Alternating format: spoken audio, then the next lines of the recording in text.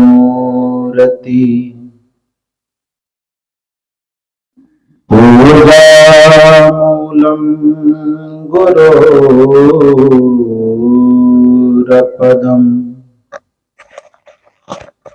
मंत्रमूलं गुरोर्वाक्यम् मोक्षमूलं गुरोर्कृपा नहि सत्यात् परं ज्ञानं नास्ति तत्त्वं गुरोः परम् यस्मात् परतरं नास्ति तस्मै श्री गुरवे नमः। तस्मै श्री गुरवे नमः।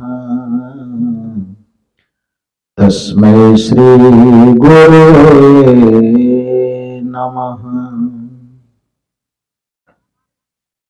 मेरे व्यवहारिक एवं पारमार्थिक जीवन के प्रबल प्रेरणा स्रोत परमाराध्य परम पूज्य सदगुरुदेव जी छत्तीसगढ़ की पावन धरा जिला राजनांदगांव के ग्राम धौरा भाटा में आयोजित त्रिदिवसीय सत्संग समारोह के प्रथम दिन के द्वितीय सत्र में मंच पर विराजमान अपने ज्ञान ध्यान त्याग तप के प्रभाव से पूरे प्राणी जगत का कल्याण करने वाले परम वंदनीय संत समाज, इस परिवर्तन परिवर्तक स्थल पर विराजमान अध्यात्म प्रेमी सज्जनों तथा देवियों, अभी के सत्र में हम लोग सभी संत गुरुजनों के माध्यम से आत्म कल्याण से ओतप्रोत विचारों को श्रवण कर रहे हैं। सदगुरु कबीर साहब का चिंतन और दर्शन निर्भ्रांत है, उसमें कोई भ्रांति नहीं है, उसमें कोई मल विक्षेप और आवरण के रह जाने की कोई संभावना नहीं है। सदगुरु कबीर का ज्ञान सूर्यवत प्रकाश है।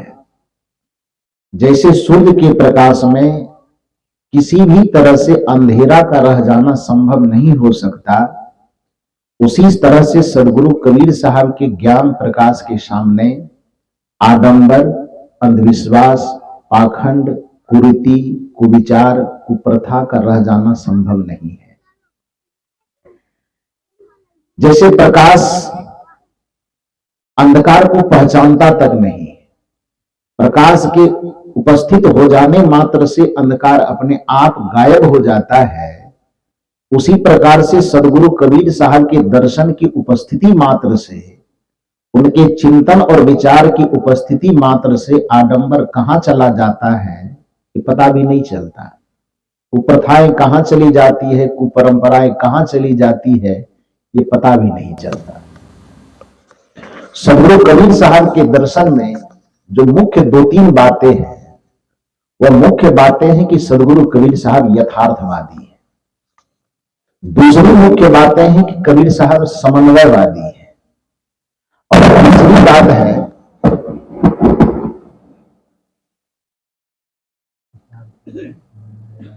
और तीसरी बात है कि सदगुरु कबीर साहब इस धरती तल को मानवतावाद का संदेश देने वाले हैं, पुरुषार्थवाद का संदेश देने वाले हैं। सदगुरु कबीर साहब के दर्शन में ये दो तीन बातें प्रमुख रूप से आती है कि सबसे पहले सदगुरु कबीर साहब यथार्थवादी हैं। वो इस संसार में जगत की जो भी वस्तु स्थिति घटना परिघटना को देखते हैं, बिना लाड लपेट के ज्यों के त्यों लोगों को कह देते हैं। वो कुछ छुपा करके नहीं रखते हैं, दूसरे की मुंह पोछी बात वह नहीं करते हैं। वो ऊपर वाले भगवान की परवाह नहीं करते, बल्कि नीचे इस जमीन पर दिखने वाले स्त्री और पुरुष के रूप में, प्राणी के रूप में जो परमेश्वर दिखता है, उस परमेश्वर का कल्याण और त्राण किस माध्यम से हो सकता है, उस संबंध में वो बात करते हैं। परमेश्वर के रूप में वो मिट्टी, पत्थर, पानी, पहाड़ नहीं देखते, बल्कि परमेश्वर के रूप में वो प्राणियों को देखते, चैतन्य को देखते। कुछ लोगों का प्रश्न होता है, क्या कबीर साहब भगवान नहीं मानते? बिल्कुल मानते हैं, लेकिन कबीर साहब को मानने का दृष्टिकोण अलग है। यह बिल्कुल नहीं कहा जा सकता कि कबीर साहब भगवान नहीं मानते, ईश्वर नहीं मानते, परमात्मा नहीं मानते। कबीर साहब भगवान, ईश्वर, परमात्मा, देवी देवता सब मानते हैं, लेकिन हां, वहां नहीं मानते जहां पर अधिकांश लोग मानते हैं। अब कोई व्यक्ति ईटा खड़ा करके सिंदूर का 5 लेप लगा दिया, थोड़ा सा चंदन लगा दिया, टीका लगा दिया और कह दिया कि वही भगवान है। कबीर साहब कहते हैं, भैया मैं यथार्थवादी हूं, मुझे दिखाई दे रहा है कि वो ईटा है, वो पत्थर है, वो बांस का खूंटा है, तुम मुझे विवश कर नहीं कर सकते। मुझे दिखाई दे रहा है कुछ और तुम कहते हो देखो कुछ और, मैं कुछ और नहीं देख सकता। जो दिखाई दे रहा है वही मैं कहूंगा। कुछ लोगों ने कहा नहीं, धर्म के मार्ग में चलता है कि मानो तो देव न तो पत्थर, मानने से पत्थर भी देवता हो सकता है। कबीर साहब कहते हैं कि मेरा यथार्थवादी चश्मा, मेरा यथार्थवादी दृष्टिकोण कहता है कि मानने से कुछ नहीं हो सकता, जो है वास्तविकता उसकी वही रहेगी। लगन का नहीं ऐसा होता है धर्म के जगत में, मानो तो देव न तो पत्थर, मान लो, विश्वास कर लो, भरोसा कर लो, तो पत्थर भी देवता हो सकता है। कबीर साहब ने कहा अच्छा कोई बात नहीं, इसका प्रयोग हम थोड़ी देर के बाद कर देंगे। तो जो पंडित बेचारा कबीर साहब से मनवाना चाह रहे थे कि मानो तो देव न तो पत्थर, कबीर साहब ने कहा कि ठीक है, अभी मैं मानूंगा नहीं, लेकिन थोड़ी देर के बाद इस पर हम आपस में विचार करेंगे। और कबीर साहब थे बड़े तर्कवादी। जो कोई व्यक्ति उनकी वाणी से उनके तर्क को नहीं मानते थे, तो सदगुरु कबीर साहब कुछ प्रयोग करके भी उसको दिखाते थे। तो जो कहा जा रहा था उनको कि मानो तो देव न तो पत्थर, कबीर साहब ने कहा कि अभी मैं झंझट भी नहीं करूंगा और मानूंगा भी नहीं, लेकिन कुछ देर के पश्चात इस पर हम लोग विचार करेंगे। और तब तक में कबीर साहब उसको समझाने के लिए अपने मन में एक नई योजना बना ली कि हमें करना क्या है। जो आदमी बात से नहीं मान रहा है, सिद्धांत से नहीं मान रहा है, तो उसको थोड़ा प्रयोग करके समझाना है। और प्रयोग के भाव को कबीर साहब अपने मन में तैयार कर लिए कि क्या करना है। संयोग की बात आई, भोजन करने का समय हुआ, कबीर साहब ने कहा कि पंडित जी चलिए भोजन करने के लिए। तो चले भोजन करने के लिए, सब साथ में बैठे। तो जितने साधु महात्मा थे या और जितने भी लोग थे, सबके थाली में जो दाल भात रोटी सब्जी जो कुछ भी बना होगा भोजन प्रसाद, सबके थाली में दिया गया। पंडित जी के भी थाली में दिया गया। उस संजोग से उसको कबीर साहब अपने बगल में ही आसन दे करके बैठवाए और सबको सब चीज परोस दिया गया। तो कहा कि पंडित जी के लिए स्पेशल चांदी की कटोरी में जो स्पेशल चीज है लेके आओ। तो उसी से को पहले कह करके रख दिए थे कि क्या करना है। उनके जो शिष्य थे कबीर साहब के, वो चांदी की कटोरी में, पंडित जी सोने की चांदी की कटोरी में मेरे लिए कुछ ला रहा है, तो उसका मन एकदम फूल गया। वाह, कबीर साहब को लोग झूठ बदनाम करते हैं, ये तो मुझे इतना मानते हैं। और सचमुच में कबीर साहब पंडित का विरोध नहीं करते, पंडित पना का विरोध करते, ब्राह्मण का विरोध नहीं करते, ब्राह्मणवाद का विरोध करते, ब्राह्मणवाद के नाम पर फैला हुआ पाखंडवाद का वो विरोध करते। ब्राह्मण का, पंडित का कबीर साहब ने बड़ा आदर किया है। वस्तुतः ब्राह्मण का अर्थ होता था ब्रह्म जानती इति ब्रह्मणः, जो ब्रह्म को जानता हो उसे ब्राह्मण कहा जाता है। जिसकी बुद्धि प्रज्ञा शक्ति से परिपूर्ण हो चुकी हो उसको पंडित कहा जाता था। लेकिन कुछ लोगों ने उस ब्राह्मण को, उस पंडित को एक जाति के लिए, एक वर्ग के लिए, एक वर्ण के लिए उसको निर्धारित कर दिया, जबकि ऐसा नहीं था। जैसे आज इस भारतीय संविधान के तल पर आकर के कोई भी व्यक्ति जो पढ़ लिख करके डिग्री हासिल कर सकता है वो प्रोफेसर, डॉक्टर, इंजीनियर, कलेक्टर बन सकता है। कलेक्टर बनने की कोई बिरादरी है क्या? जाति है? इंजीनियर बनने की कोई जाति है? वो योग्यता कोई भी साबित करे, पढ़े लिखे योग्यता साबित करे, और योग्यता साबित करने से कोई भी प्रोफेसर बन सकता है, कोई भी डॉक्टर बन सकता है, कोई भी इंजीनियर बन सकता है, कोई कलेक्टर बन सकता है। और आगे चल करके कोई ऐसी व्यवस्था आवे, कोई ऐसा राजतंत्र आवे और वो कहे कि नहीं, यह योग्यता के आधार पर तय नहीं होगा, बल्कि जिस घर में कलेक्टर होगा उस घर में जन्म लेने वाला हर एक व्यक्ति कलेक्टर होगा, और जिस घर में इंजीनियर होगा उस घर में जन्म लेने वाला हर एक आदमी इंजीनियर होगा। तो सोचिए डॉक्टर और इंजीनियर की का क्या हाल होगा? बिगड़ जाएगा ना।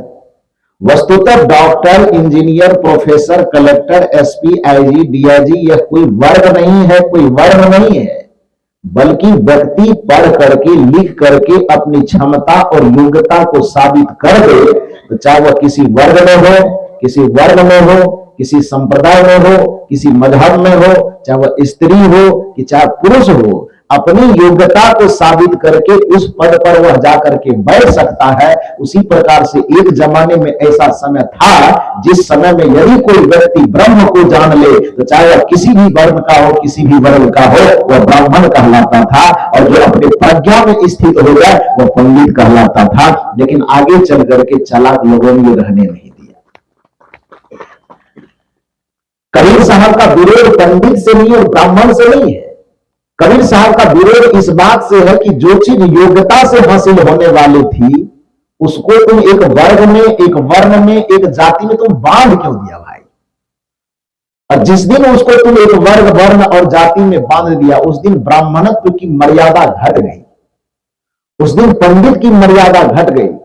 बल्कि कबीर साहब सच्चे ब्राह्मण और सच्चे पंडित की मर्यादा तो इतनी करते हैं कि अपने बीजक के अंतर्गत बारंबार कहते हैं कि पंडित से बोलिए हितकारी, मूर्ख से रहिए झकमारी। कई जगह पोथी पर जन्म हुआ, पंडित भाया न कोई, अधारी आखर प्रेम का, पढ़े सो पंडित हो।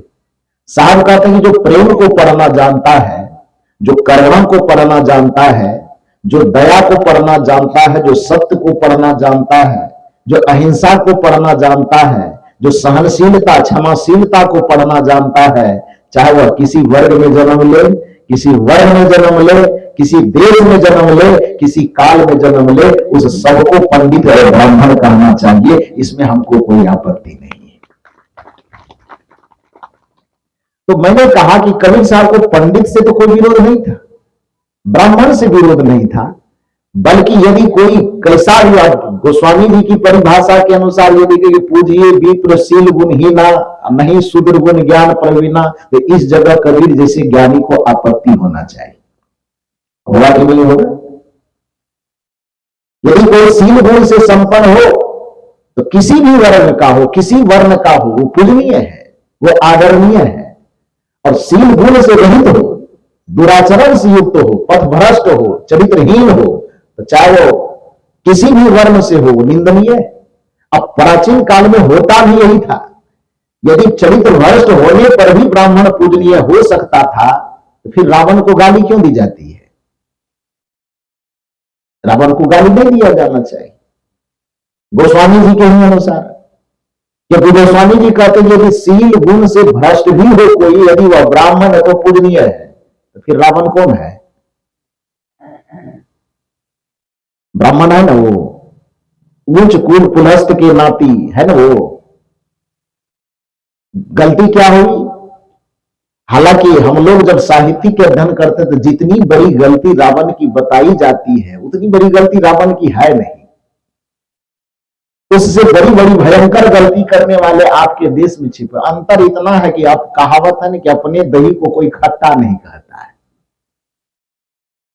रावण कहीं बाहर का था, श्रीलंका के रहने वाले, उस समय लंका कहलाता था, आज शायद श्रीलंका उसी को कहा जाता है। तो वहां के रहने वाले थे, तो उसकी छोटी सी गलती को ही आपने बड़ा चढ़ा करके दुनिया के सामने दिखाया।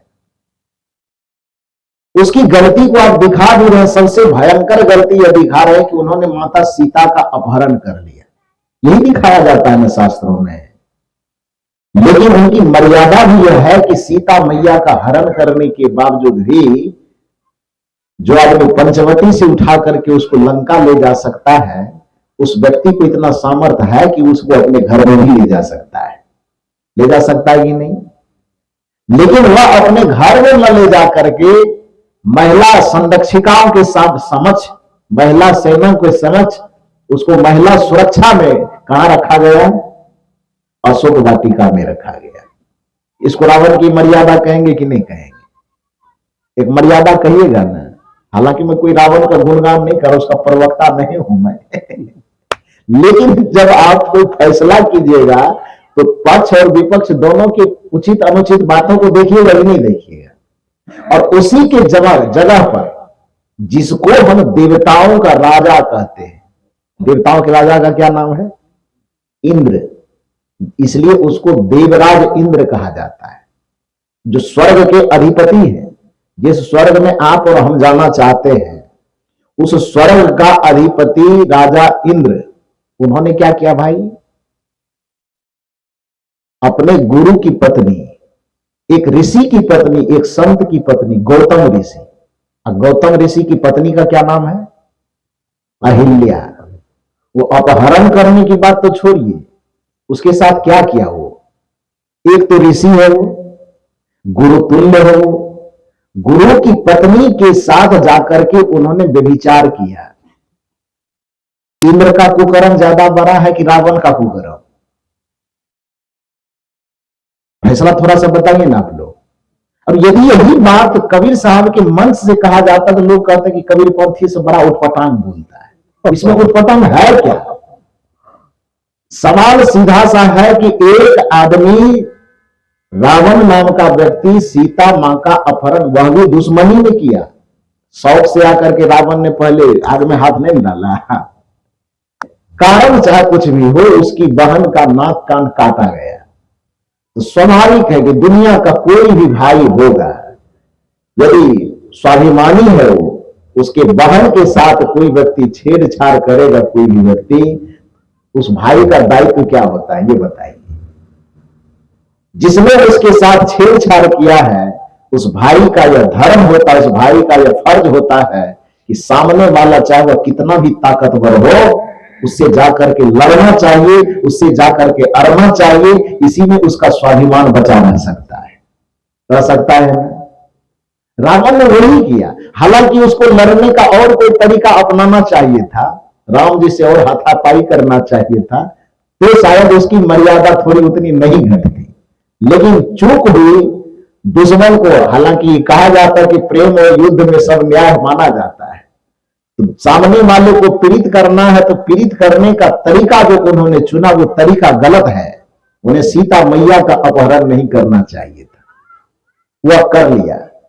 ठीक है, वो कर लेने के बावजूद भी यदि माना जाए कि रावण के द्वारा ये गलती हुई, ठीक है, हम भी कह रहे हैं गलती हुई, लेकिन एक जगह आपकी परंपरा में जो स्वर्ग पर बैठा हुआ, स्वर्ग का राजा बना हुआ है, जिसको देवता ही नहीं बल्कि देवताओं का राजा कहते हैं, वह आप ही के देश के, आप ही के गुरु परंपरा के, आप ही के ऋषि परंपरा की धर्मपत्नी के साथ जाकर के बलात्कार और व्यभिचार करता है, उसको तो आप स्वर्ग के सिंहासन पर बैठा करके रखते हैं। और त्रेता युग, द्वापर युग, कलयुग बीत जाने के बावजूद भी आज तक रावण का पुतला जला रहे हैं। जला रहे कि नहीं? उतनी भयंकर गलती। अब इंद्र से यदि उसकी गलती की तुलना की जाए तो पुतला रावण का जलना चाहिए कि पुतला इंद्र का जलना चाहिए? किया ना, लेकिन कहां जलाता है? क्यों? क्योंकि अपना वाला दही है ना, खट्टा कैसे होगा? वो अपने घर का है, गलती से भयंकर गलती करे फिर भी सिंहासन से अभी तक उतारे नहीं है उसको। है? यज्ञ करते हैं तो इंद्र को स्वाहा करते हैं, जब पूजा करते हैं तो इंद्र की पूजा भी नहीं करते ही नहीं करते। क्यों भाई? कबीर साहब यही यथार्थ बताना चाहते कि जिस देवता को तू पूजना चाहते हो और अपनी मुक्ति चाहते हो, कि देवता को स्वाहा स्वाहा कर देंगे, उस देवता का कुछ अच्छा जल चढ़ा देंगे, उस देवता की बात छोड़ो, देवता के राजा का क्या हाल है, जिस राजा का इतना बुरा हाल है उस प्रजा का क्या बुरा हाल है?